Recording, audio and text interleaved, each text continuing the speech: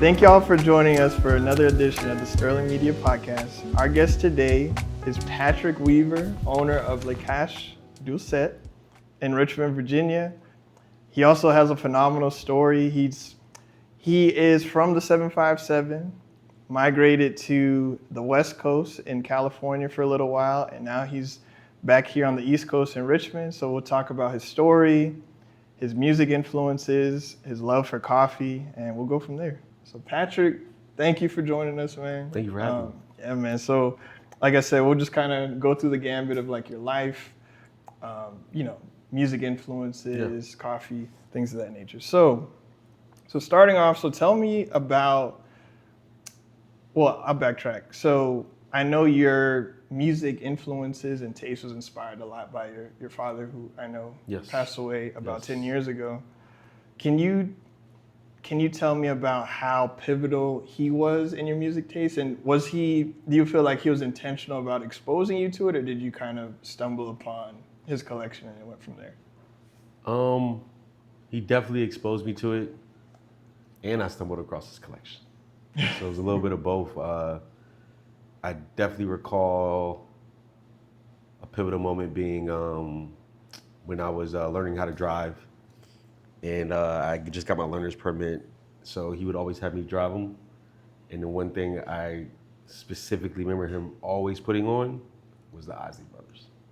So it started with that. Summer Breeze was the first song that stuck for me. It stuck, and from that day on, it was all right, old music, to me, it was old music was cool then. You know what I mean? Because at that time, this is also late 2000s, maybe 2006, 7, maybe even 08. Mm-hmm. So, being from Virginia Beach, heavily also influenced by everything Pharrell did. So that was I'm hearing this, Star Trek, Neptunes, then it's the Isley Brothers, Earth, Wind and Fire, Funkadelic, and then it was just almost a deep dive into what else I could find. And, specifically though, I remember always loving the Isley Brothers. And then when I happened to stumble across his collection, it was always in the house at that time. In the late 2000s, of course, nobody was really, my father, he wasn't really playing records anymore. It was all CDs. Yeah. But I remember always seeing the collection there. And for years, I never looked at it, never flipped through it. And then when I started getting a little older and, found myself rummaging through record stores, I realized that, wait, my dad has a bunch of these at the house that I never really even cared to look at. And it was a gold mine. That's awesome. So Patrick, having that, that context of where your love for music and collecting started, like I mentioned in the intro, so Virginia Beach, mm-hmm. You took a trip, if I'm not mistaken, to LA. Yeah, originally it was supposed to be a trip. Yeah, a vacation. Yeah. And I think the second or third day into the trip, you had brought suit and everything. You were kind of remember that. kind of prepping for the future, despite it being a vacation. Can you talk about that process and why you bet on yourself to? So I've told several people this, and we're gonna make it official now. The true reason behind that happening like that was fully based off of my love for Entourage, the TV show. I knew at some point in my life I was going to be in LA. I didn't know how. Yeah. I didn't really think too much into it. I just knew I had to be prepared. And, nobody really knew my intention except me going out there, but I knew I was gonna figure out how to stay there. Right. Because at that time I had also I'd already just dipped my foot into the music industry, you could say. Because before I went to LA, this was December 2014. The previous year before that, I had went into a venture with a schoolmate, and we'd opened a studio. So that was kind of my first introduction into like the music industry. And this is This in is Virginia Beach? yeah, Virginia Beach. Chesapeake, Virginia to be Chesapeake. exact. We rented a office studio space that we turned into a studio, and that was like my first. Also, like I was doing A&R without really knowing what A&R was at that time. So I had a lot of friends that were in music, and it was literally like, hey, pick up the phone, like, hey, we got a studio, come up, come through. Yeah. And that was kind of how it started. And, I realized that one of my special gifts was like connecting. So like A&R, like I remember for like, at least for like 2-3 years, I had never even heard of A&R, like didn't really know what it stood for. But once I figured out it was artists and repertoire, it was like, oh, I actually do this. Like, Yeah. like I live this. So it wasn't that hard. It was never that hard to like kind of figure out. It was something I loved, and that was being around music. So, with in hand with your love for music and what have you, I know your faith is a big part of who you are too. Yeah. How has that sustained you? Uh-huh. Or how did that sustain you rather while you were out in LA, just knowing, it's a secular industry, Yeah. everything that comes with that. How did you stay rooted during your time out there? Definitely my parents.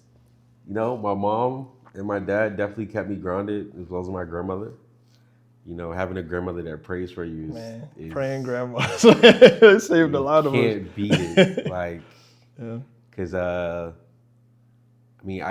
can't really think of anything specific, but as you know, like being in LA, definitely some sticky situations.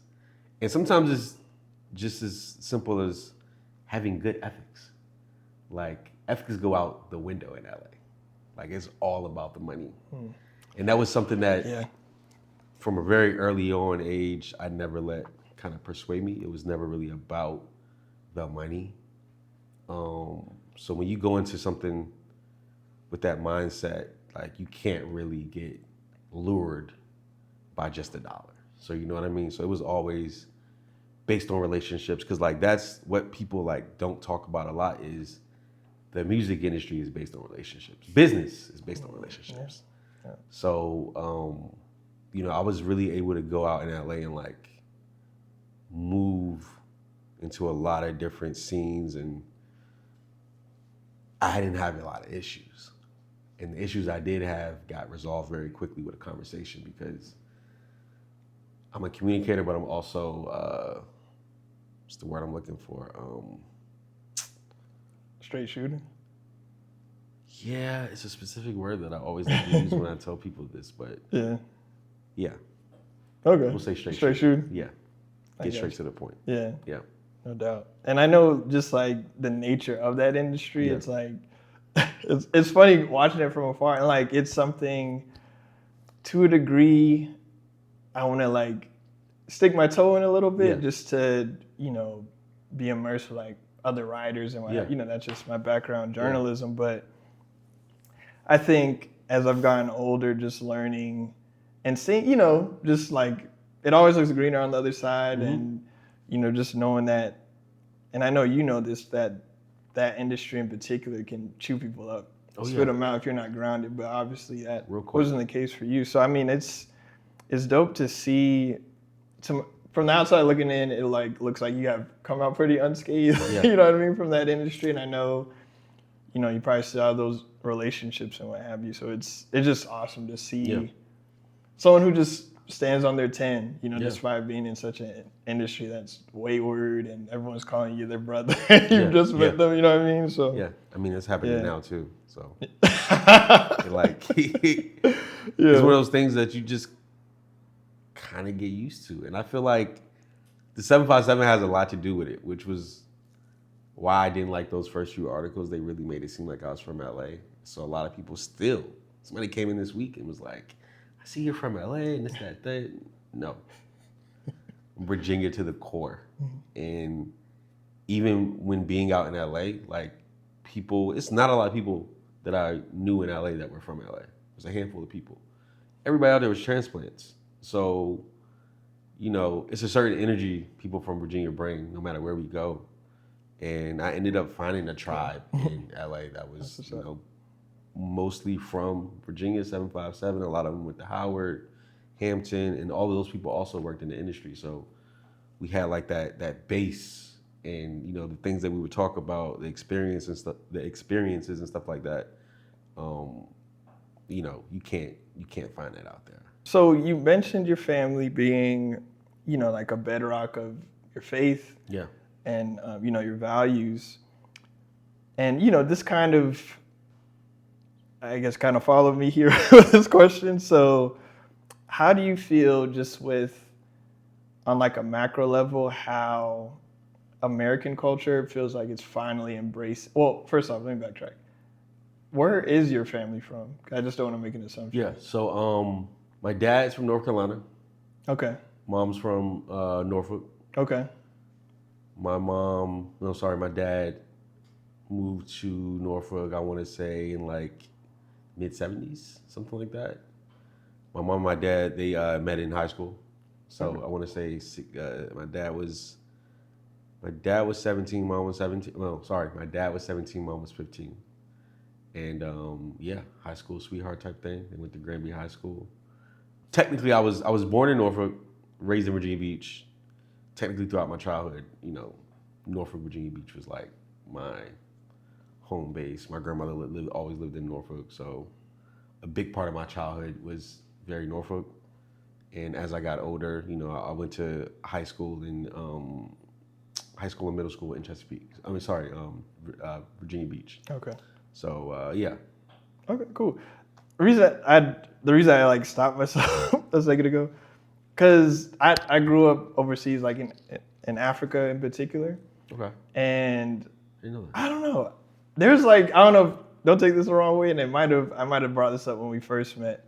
Do you have like, are your parents or grandparents or their parents like from Africa? Like, what's funny? That I don't know, you just have very that I know of, strong features. But yeah. listen. Yeah.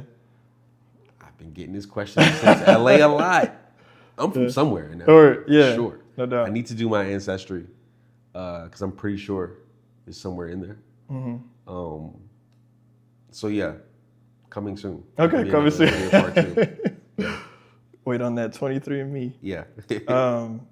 Cool. So as far as I know, but to answer your question, as far as I know, yeah, North Carolina. Virginia. North Carolina. Bet. So Patrick, this is my favorite part of the interview. We call it a memory carousel.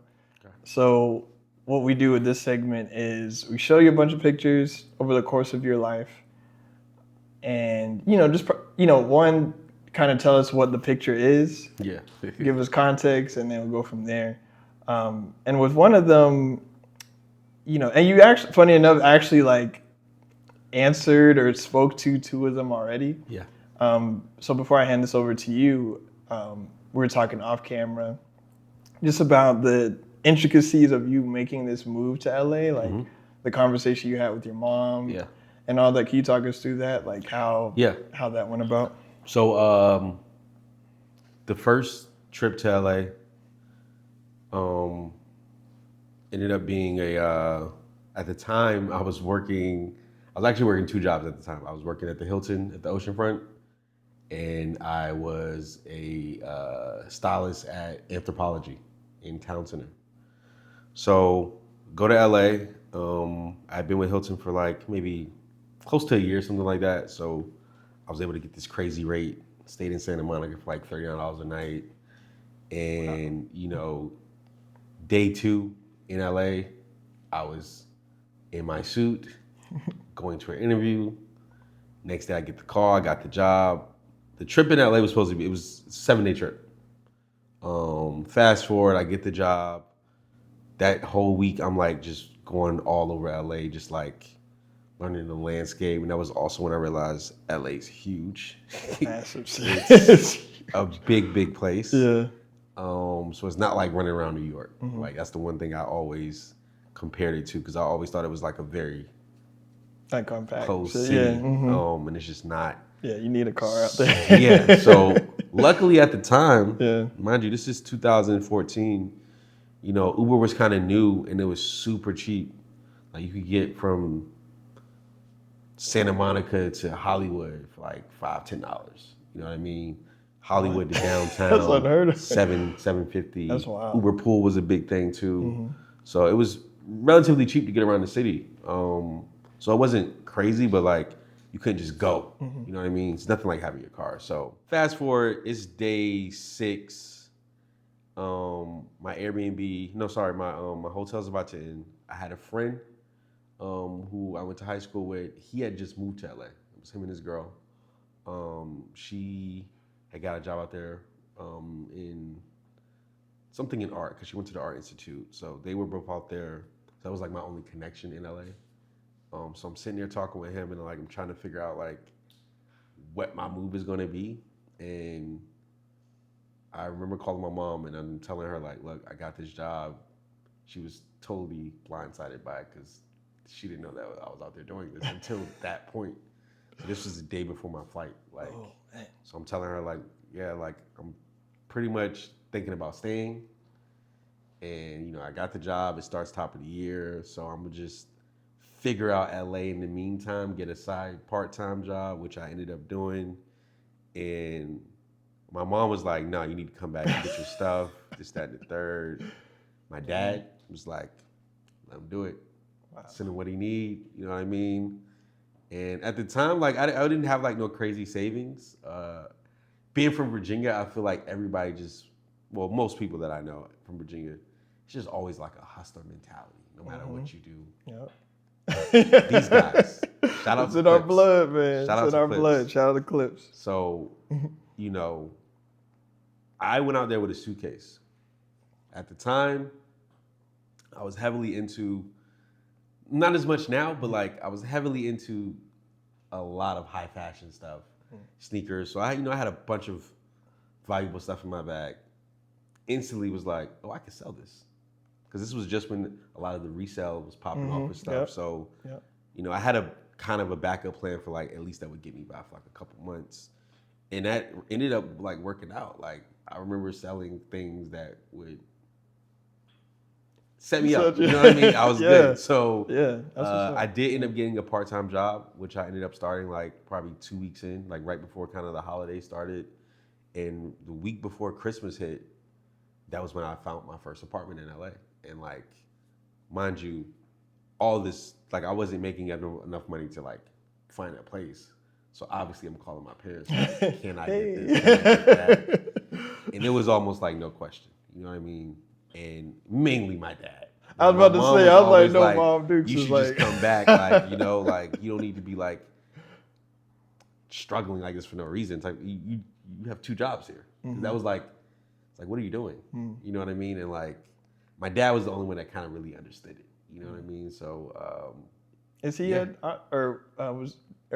was he an entrepreneur too? Or, no, like neither of my parents were entrepreneurs. Like my grandparents were. Okay. My grandparents, my grandmother, who's still with us, she ran a daycare for years. My grandfather, he ran a HVAC company for years that was like really successful, and you know it handed off to my uncle. But it was funny, you know, before I left for LA, like as I was in high school and stuff, like there was always people in the family that was telling us, you guys need to learn HVAC and you need to pick up the company. And I was always like, you're not doing that. That's not me. Like, Same. It's like, no, it's like, it's cool. And like, looking back, I wish I would have learned some because it would have been a cool business to have, but like, I would have never been the person to do that. Like, it just wasn't in the plans for me at all. So as promised, I'm gonna give you the first one. Ha! Wow. Velvet Negroni. So this was May 2018 or 19. It was on my birthday. I'll tell you that. It was on my birthday in New York. This photo shoot was done with Scanty. Forget his full name. Forget the photographer's full name, but still keep in contact. But this was a crazy moment in this story, man, because I felt like I knew what I was doing. I really felt like I knew what I was doing, and I felt like that was gonna be my life for a very long time. This guy was a headache. I learned a lot. I learned a lot in this situation. Shout out to my boy Jules. He was his day-to-day manager. I got brought on in this as the tour manager. And that was the first time I learned what tour management was. So during this trip, this was a press run for his album in New York. We were there for about a week. This particular day that this photo shoot was taken, like I said, was on my birthday. And I guess I looked cool that day because the photographer was like, yo, you should get in here for a picture too. And I have a picture just like this. Oh, for real? Yeah. Same setup. Like same setup, just like this. So yeah, shout out to Velvet. You know, good guy. He was just, you know, I learned that management in the industry, music industry, they don't tell you part of that is babysitting. So yeah. That's real. Yeah. What was his sound like? What genre of music? The easiest way to put it is alternative. And the first tour we got, because this was right before he got the label deal. So right here on this run, we were doing a 2-single, and it was under Beggar's Group as the publishing, and then it was 4AD, and no, it was 4B, and then 4AD. B4.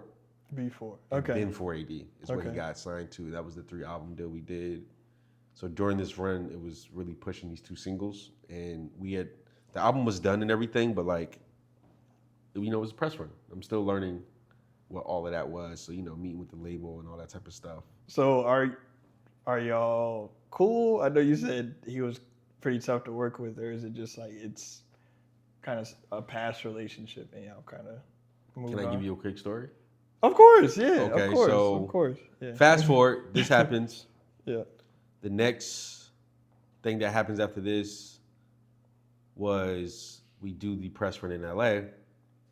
While we're doing the press run in LA, that was when we got connected with his first booking agent. Mm-hmm. He was already on his radar. So the next week after we get him signed to the agency, I get the call like, yo, he just got his first tour, and it was with Tame Impala. So I'm like, wow, word. That's a big look. Yeah, I'm thinking like, oh, we good. Mm-hmm. Complete opposite. Oh no. So we get the word that we're going on tour with Tame Impala for the summer. This is summer, so yeah, this had to be 2019. It's like a seven run tour. Starts in Minneapolis, which is where he's from. So originally the day-to-day manager, Jules, he wasn't going to go on tour with them, right? So I was like, that doesn't sound like a good idea. Like, interesting. So like I kind of like step up and I'm like, yo, like I will go on tour, like as long as all my stuff is paid for, and obviously like we can figure out a number. So yeah, you know, we come to an agreement. You know, I pretty much do all these tour logistics now for myself and him. Originally, when we did these press runs, it was only him and the DJ. That's all he needed. This guy wanted to bring his whole band. So it's a 5-piece band. So now I'm managing 6 people total. By yourself? By myself. Jeez. So I'm not really thinking too much into it. I'm thinking it's going to work out. Well, no. I didn't know it wasn't going to work out the way it did, but I knew it wasn't a good idea to have him with a band because nobody's coming to see you. This is Tame Impala's tour. You don't need a 6-piece, you know, you don't need that. Mm-hmm. So for some reason, I don't know why Jules didn't step up and just say no, but fast forward, you know, we go on tour. The first show, Minneapolis, it's a back-to-back show. Whole source sold out. First show, I'm dealing with the stage manager and everything. The first issue I ran into was mind you, this is his hometown, so a lot of friends and everything on the list. Right. They were allotted 10 names. That first day, they had 17 names on the list. Jeez. So I had to talk to them, get it figured out. They couldn't get it down. So I was able to, form a relationship because that's what this industry is based on. Mm-hmm. I formed a relationship with Tim and Paula's team, communicate with them. I was able to get them extra names. First day. Cool. Everything goes good.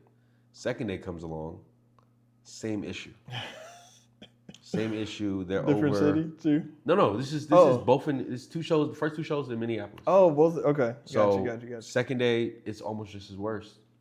And it was like literally babysitting a bunch of grown men. Like obviously, like they didn't disrespect me, but it was like also like, who is this young black dude like trying to tell us what to do? And it's like, bro, y'all gotta listen to something, bro, because like they're not liking how this is going. Like it's a lot of things I can say about that tour that can't be said on camera, but he was a nightmare to deal with. And the one particular situation that kind of showed me he was a nightmare was one particular time. So I was out there by myself. I did invite one of my homies from the 757, my boy Dante. He came out there because he was actually the guy who put me on the Tame Impala a couple years prior to this. So it was like full circle moment. It was like, bro, sure. like I'm actually on tour with Tame. Like we can watch it from the side of the stage. So obviously he hopped on the first thing smoking, came out to Minneapolis for those 2 days. And me and him this is the second day. Velvet's already performed. We're now walking from backstage, going out to see Tame Impala. Velvet's walking backstage. We run into each other. He starts screaming, yelling at me. Pat, what, this, that, what the F, this, that, and that. I'm like, yo, what's good? Like, what's the issue? Like, you took such and such off the list. I'm like, well, I told you guys were over on the list. And your boy, who I know, he had a friend, I forget his name, but he had a friend who I had met during these press runs. He had called me, Sebastian, matter of fact. Sebastian calls me, he's at the door. They're not letting him in. So I go and handle it. Mind you, Velvet's already performed, so there's a few names up there that hadn't checked in. I'm like, they're not coming because you're already off stage. Right. So I take these 2 names off, let Sebastian and his younger brother in. So the girl that he was mad about me removing, I later found out was his heroin dealer. Oh. Yes. Oh. He was an addict. That escalated quickly. But yeah.